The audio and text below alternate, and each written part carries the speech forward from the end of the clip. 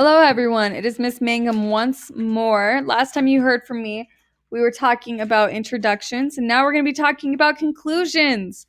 With conclusions, we need to be looking at three different things. We need to make sure that our claim is restated. We need to have finishing points, and we need to have a closing statement. With our closing statement, we cannot have any new information.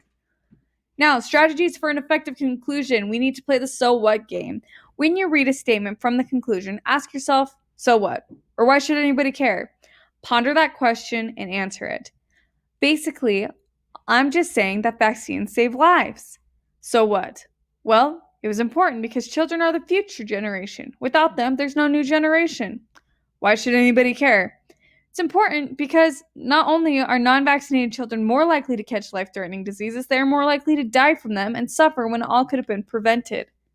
Now, if you guys forgot, I was doing my paper on vaccines. So if this is new to you, just remember I'm doing it on vaccines. So, strategies for an effective conclusion. We need to return to the theme or themes in the introduction. This brings the reader full circle. If you begin by describing a scenario, you can end with the same scenario as proof that your essay is helpful in creating a new understanding. And you need to refer to the introductory paragraph by using keywords or similar concepts and images that you also used in the introduction. Continuing on that thought, we need to make sure that when we are in our conclusion that we're summarizing, we're including a brief summary of the paper's main points, but don't simply repeat things that were in the paper.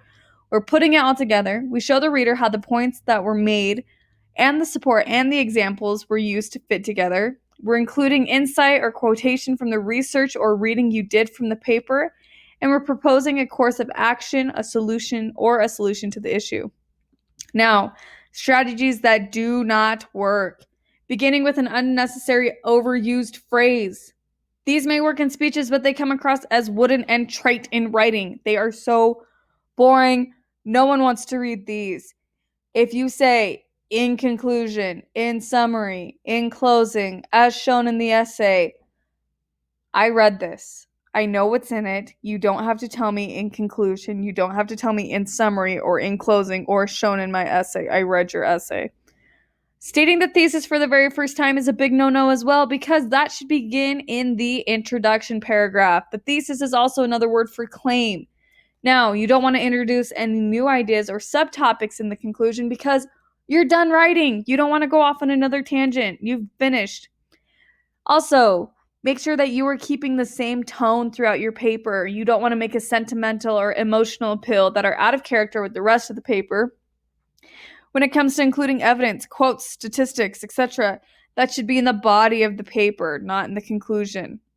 Here's an outline. We should have a topic sentence that's fresh and rephrasing of the thesis statement. We should have supporting sentences that summarize or wrap up the main points in the body of the essay and explain how the ideas fit together.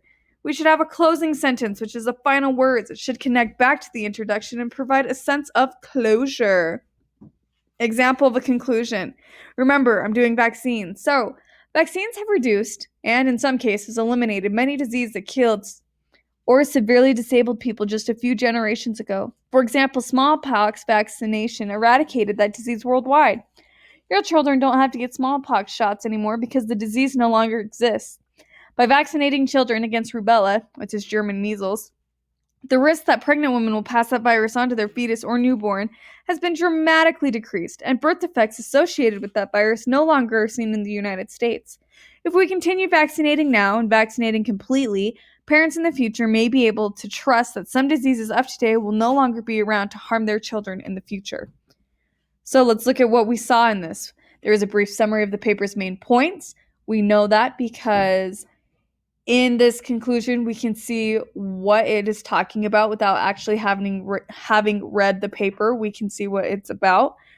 There is not a question, and if there is, it is answered. So, vaccines have reduced, in some cases, eliminated many diseases.